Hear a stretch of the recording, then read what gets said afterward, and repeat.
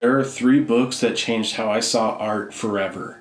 And they're these Star Wars concept art books made for the special edition release.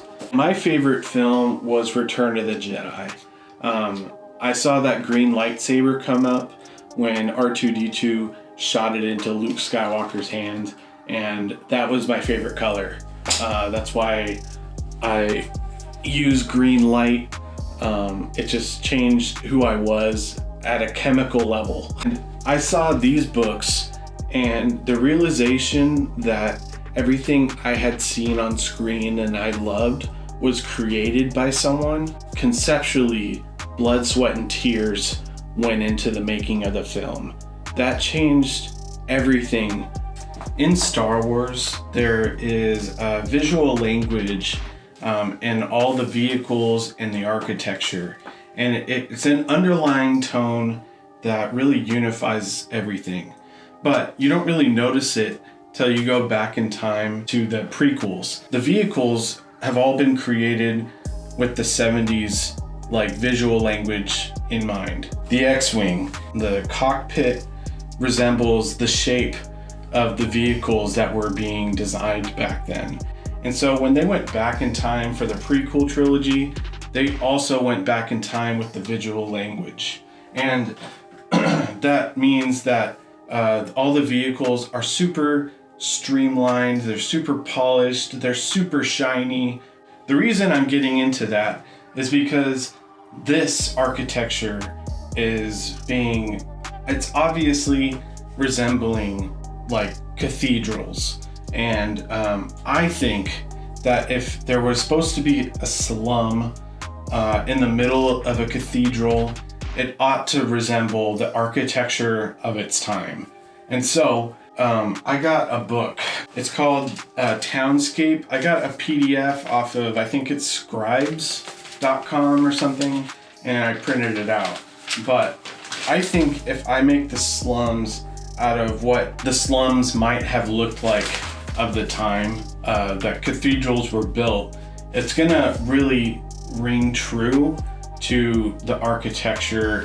This is obviously a Necromunda build, but my mindset behind making this was to make a wizard's tower.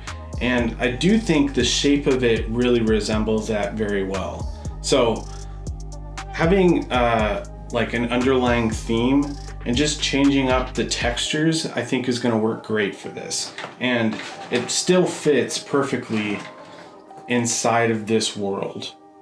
In theory, I'm thinking it does, but let me know what you think. All right, one of the first things I have to solve for this thing is how to pick it up. So I printed some handles.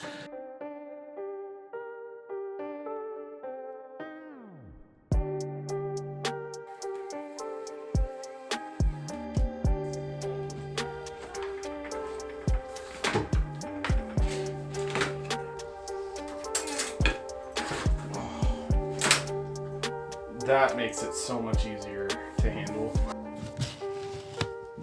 This is one of the few sides that's pretty sparse as far as walkways. Overall, this board is really good already, so all I really need to do is the set dressing. Make this into a kind of generic looking 40K building into Necromunda. And I was looking over the comments of the last video, and I had a great suggestion to make it into a market. We're gonna make some market stalls hanging off the sides of this thing and connect it with walkways. That way this whole thing is playable and it's not just one flat section that you can't put a miniature on. So I just finished modeling up some market stalls and I have a bunch of different variants here.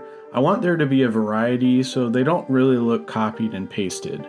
And I designed these so you can just kind of press them into your foam, cut out a hole where that impression is, and then just plug it in. That way it's pretty easy to kind of make them. And I did kind of make them generic, so if you're making a fantasy market, you can use them. If you're doing a Necromunda market like I am, you can use them too. And as always, for all my videos, this is going to be a free STL you can download on my Patreon.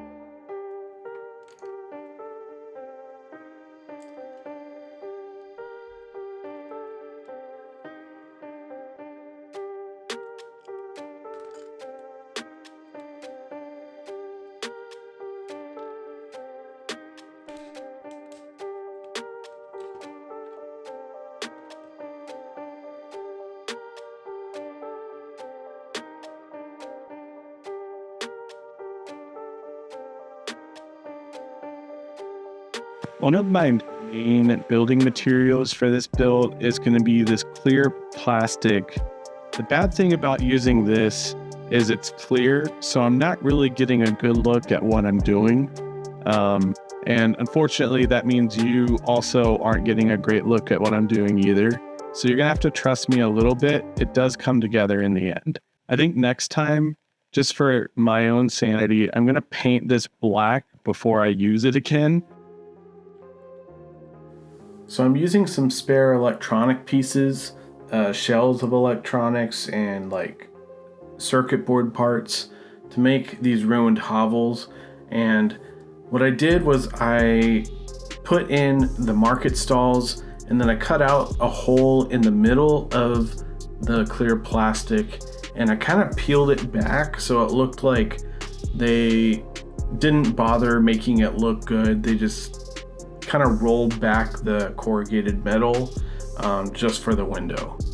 I made another one and hung it upside down so that it looked like it was kind of defying gravity a bit. I've been wanting to add a silo, so I took a couple Christmas ornaments, 2 bells, and a bauble, and I just stacked them together and glued it in place. This is something I'll build on in the future, but as for now, I'm just kind of leaving it untouched. I wanted this next building to be made out of concrete, so I'm going to be using XPS foam for this, and I'm sectioning off different parts of this to look like it's got buttresses in it to kind of resemble the structure I'm putting it on. Obviously, much less polished than that though. And then I used the 3D market stalls and just glued them in. I really like using 3D printed elements alongside of scratch building because I feel like it's the best of both worlds as far as saving time with some of the tedious work, doing the things that I like to do.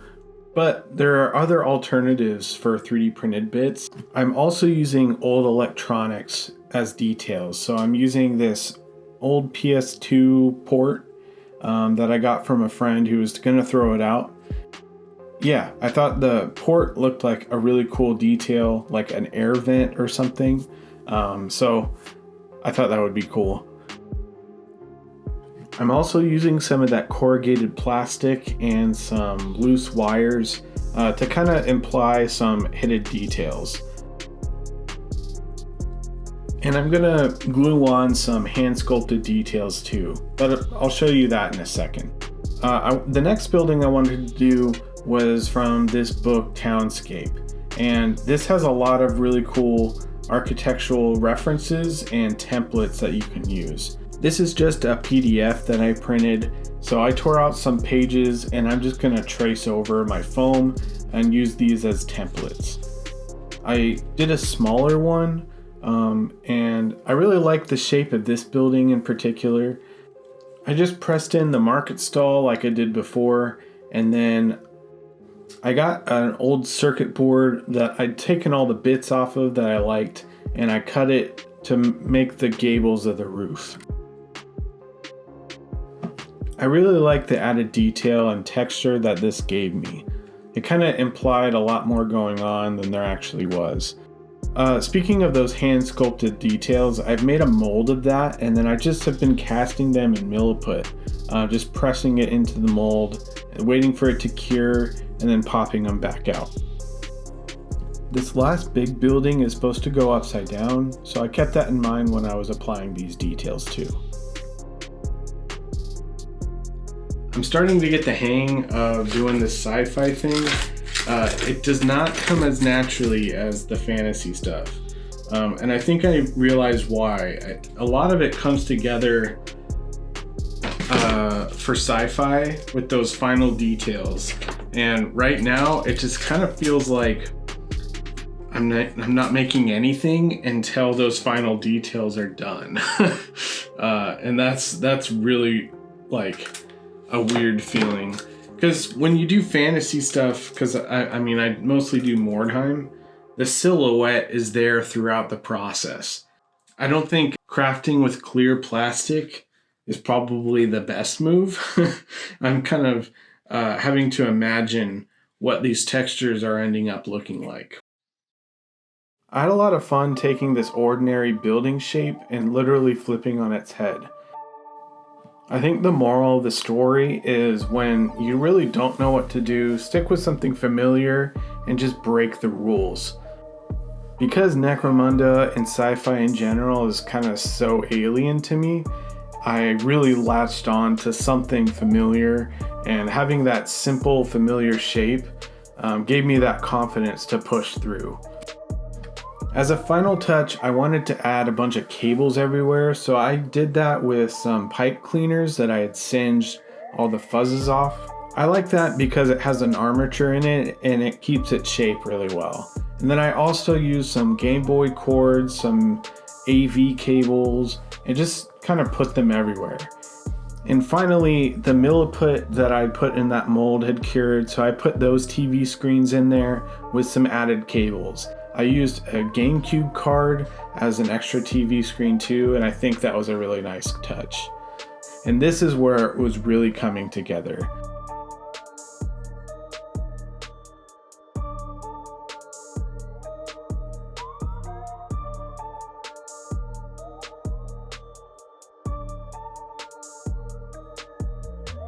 There's more details I want to add to this, but I got to start painting it in order to get the video ready. So now it's time to take it outside and prime it. Except for I have to coat the foam. I primed this in a hammered metal spray paint. I got something off of Amazon to help me out with this project, and I think it's pretty cool. Yeah. Okay, so I might change my mind on this because ongoing projects like this don't get done in one session. So I think mainly what I'm going to be doing is painting like the buildings to kind of differentiate it from the metal around it, and then the TV screens. I started off the painting process by painting all the TV screens with a white paint. That way, when I paint them over with a bright green, it'll cover better. I don't think just the green paint by itself would have gone through, especially with the metallic coat that I used as the base coat underneath.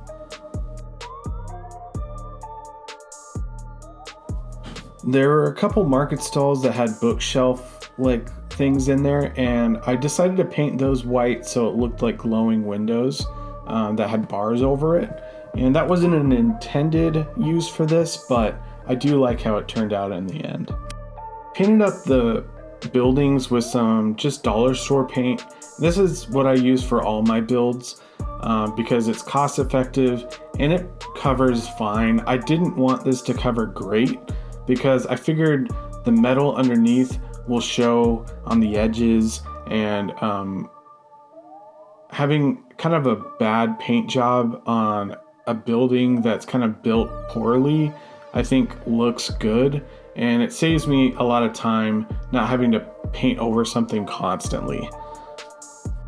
Then I painted the TV screens with like the brightest green that I had.